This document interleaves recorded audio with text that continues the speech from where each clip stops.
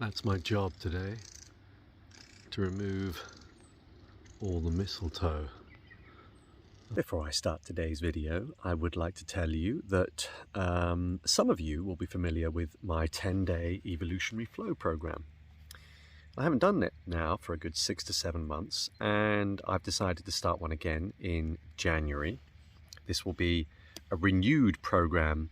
It's going to be part live, part pre-recorded sessions over 10 days, and it's going to cover a whole variety of different practices that you'll know that I do teach these days around breathwork, movement flow, flow state practice, neuro-linguistic programming, positive intelligence psychology, mind hacks.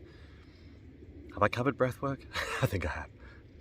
Anyway, a whole load of different things. All of these, though, on this program will be specifically directed to parents, anybody that's working too hard, that's suffering stress, anxiety, and they want to create a new routine for the new year. A routine that will optimize their mind and their body, allow them to become a little bit more resilient to the stresses and strains of life. And whilst this program won't fix you, it will give you everything you need to set up a new way of living, a new modus vivendi. Oh, I'll drop a link below for that, by the way, in the description. So sign up. At this point, the sign up really is just an acknowledgement of interest. So all you've got to do is click the link, put in your email, and then that will notify me that you are interested. I'll then report back in a couple of weeks, let you know the price and the content, etc., etc. Otherwise, let's crack on with today's video. Nutrition.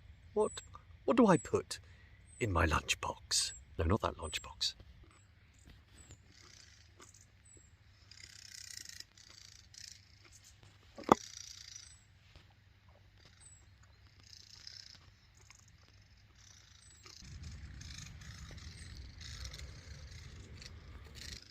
Really is a beautiful day today.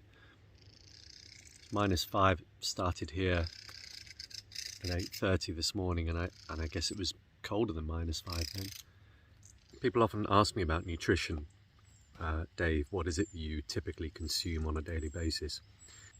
Well, let me first of all show you the remnants of my lunchbox. So that is salmon, cabbage, sweet potato, carrot. I think that was pretty much it. And this morning I started the day off with something that I normally do, actually, when it comes to the breakfast that I eat on a physical day of labouring. Not that today's particularly physical, really. I'm just climbing a tree and removing mistletoe. But typically on my gardening days, so a couple of days a week, I will start the day off with protein. And usually in the form of maybe 4 eggs, 4-egg omelette, maybe some tomatoes and mushrooms in there, quite often liver as well, and that seems to suit me right up until I decide to have some lunch. And I try to hold fire from any carbs, most days actually, until at least mid-afternoon. However, I will be honest, on the days when it's really physical, like it was last week when I was lifting stones in the cold, I definitely turn to hot chocolate. I was about to say, don't worry, it's an organic hot chocolate, but let's face it, it's still chocolate. And the old granola bar and things like that. You know, all the things that really I should avoid. I only say should. Because I know, just like we all know, that sugar really is the biggest problem us human folk face when it comes to nutrition. And if I do have a vice, that is definitely mine. Now, I've restarted to take berberine again, actually, and I really did find that helped. For a month of taking it, I realized my sugar urge definitely depleted.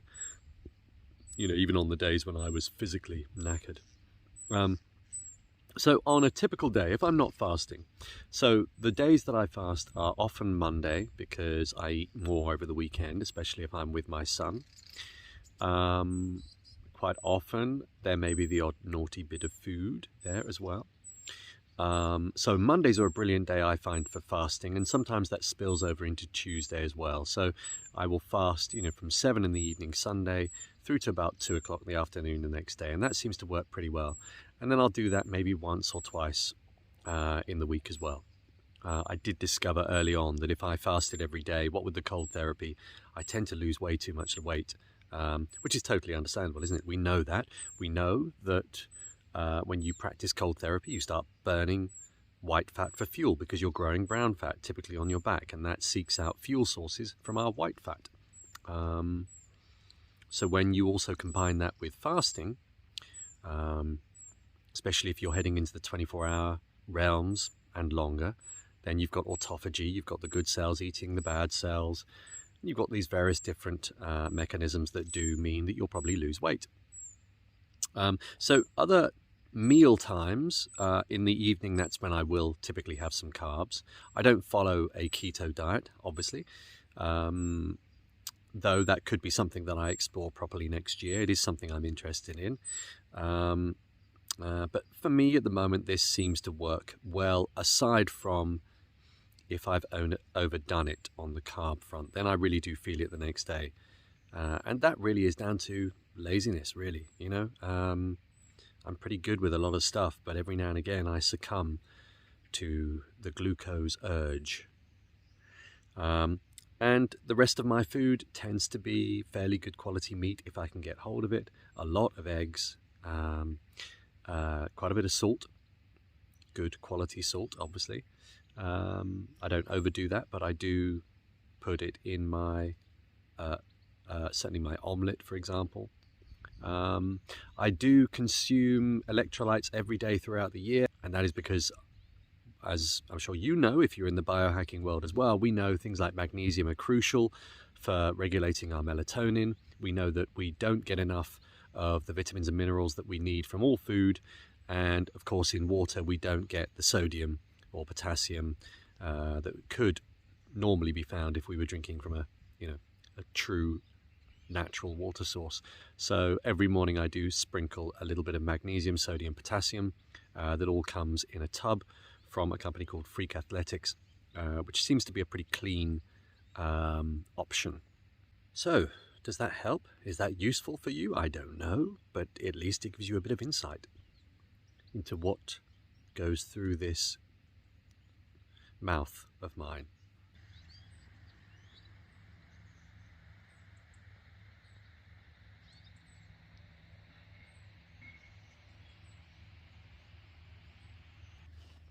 I've decided my new tagline is go well, be well, live long, etc. I tend to put that a lot in my emails now. Go well, be well, live long, etc. So seems like a nice way of signing off to you lot.